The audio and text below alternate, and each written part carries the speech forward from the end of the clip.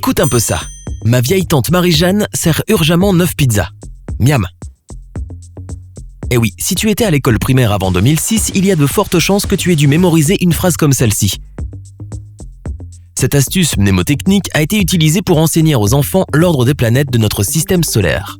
Mercure, Vénus, Terre, Mars, Jupiter, Saturne, Uranus. Je t'entends pouffer de rire. Et enfin, Neptune et Pluton. Mais si tu es encore à l'école primaire, tu vas peut-être dire « Attendez, il y avait 9 planètes !» avant de retourner jouer à Fortnite ou à un autre de tes jeux préférés. Alors, qu'est-ce qui est arrivé à Pluton ? Elle n'a pas pu simplement disparaître.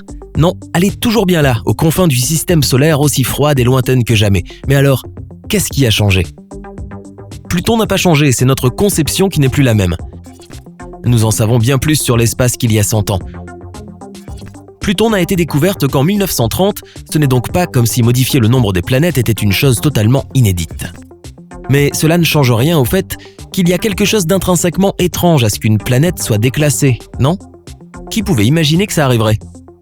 Qu'est-ce que tu en penses ?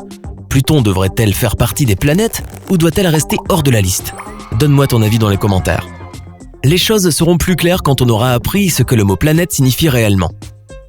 Sa définition exacte a beaucoup changé au fil du temps, mais de l'époque de Galilée jusqu'au 19e siècle, il désignait tout objet gravitant autour du Soleil.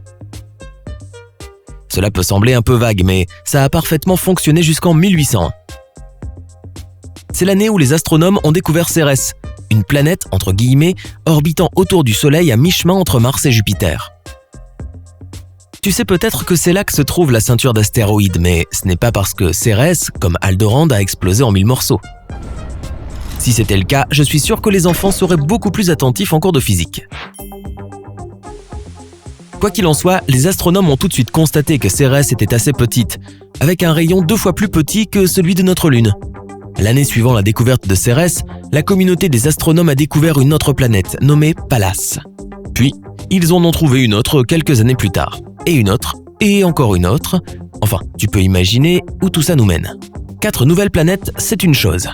Enfin, 4 trucs, mais tu vois ce que je veux dire. Mais quand on en compte des milliers, on se dit qu'il est peut-être temps de revoir certaines définitions. Les astronomes ont remarqué que ces roches avaient plus de choses en commun les unes avec les autres qu'avec les planètes connues. Elles étaient minuscules, désertiques et la plupart n'étaient même pas sphériques.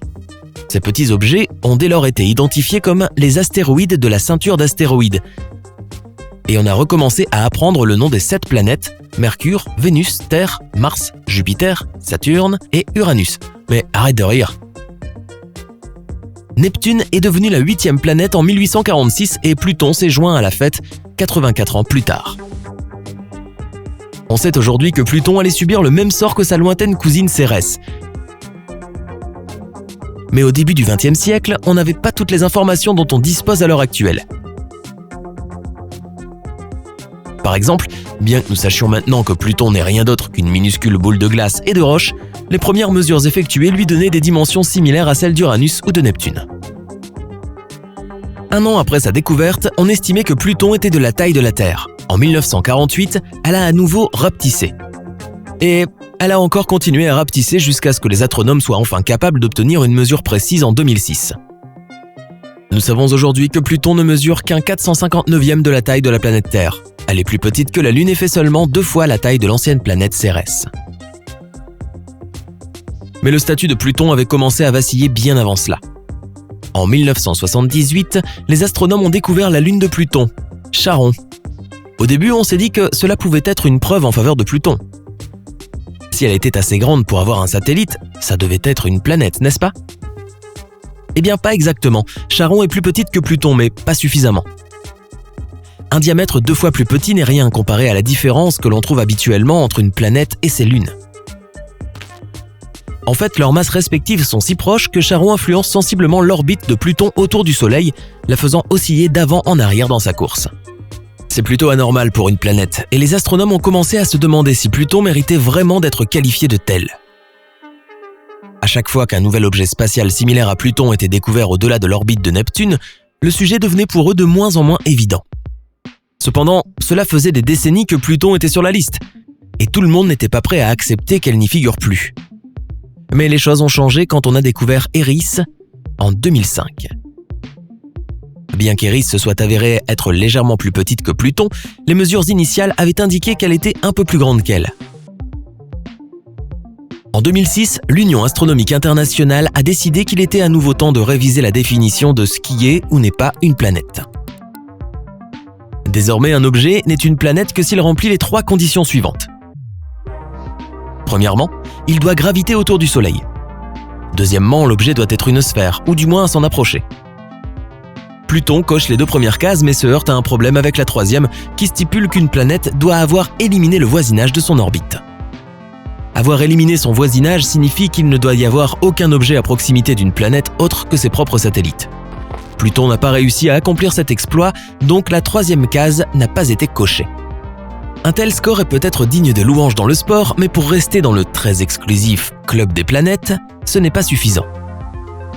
Cependant, tout le monde n'était pas ravi d'apprendre que Pluton s'était fait virer. On avait de la peine pour le petit gars, et certains scientifiques continuent encore aujourd'hui d'être en désaccord avec la décision de l'UAI et souhaitent qu'on requalifie Pluton en planète. Ils proposent de supprimer la 1re et la 3e condition. Selon cette définition, tout objet ayant une masse suffisante pour conserver une forme sphérique, ou presque sphérique, serait considéré comme une planète. Cela permettrait à Pluton de revenir dans la liste, mais notre Lune y entrerait aussi, ainsi que plusieurs des lunes de Jupiter, Saturne et Neptune. Sans parler de Cérès, de Charon et de tout un tas d'astéroïdes et d'autres objets spatiaux. Cette nouvelle définition nous ferait passer d'un total raisonnable de 8 planètes à celui un peu fou de 115. Certes, la définition actuelle est loin d'être parfaite.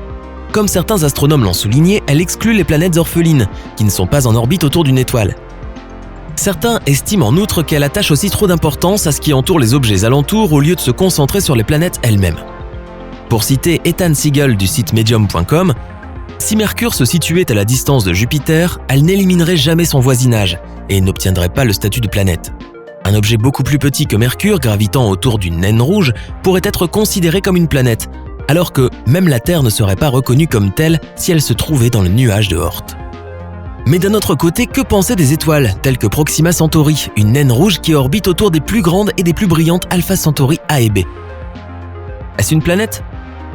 Elle remplit toutes les conditions, bien qu'il s'agisse incontestablement d'une étoile. Une étoile peut-elle aussi être une planète ?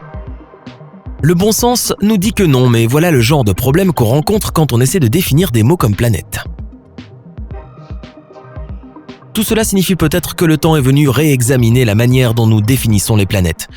Cela dit, augmenter leur nombre de 14 fois ne semble pas être une bonne solution. Quelle que soit la définition que les scientifiques finissent par adopter, il y a peu de chances malheureusement que Pluton fasse son retour dans la liste. Oh non, on n'a même pas parlé du fait que Pluton a été nommé en hommage au chien de Mickey. Non, c'est pas le cas ? Zut, pas grave.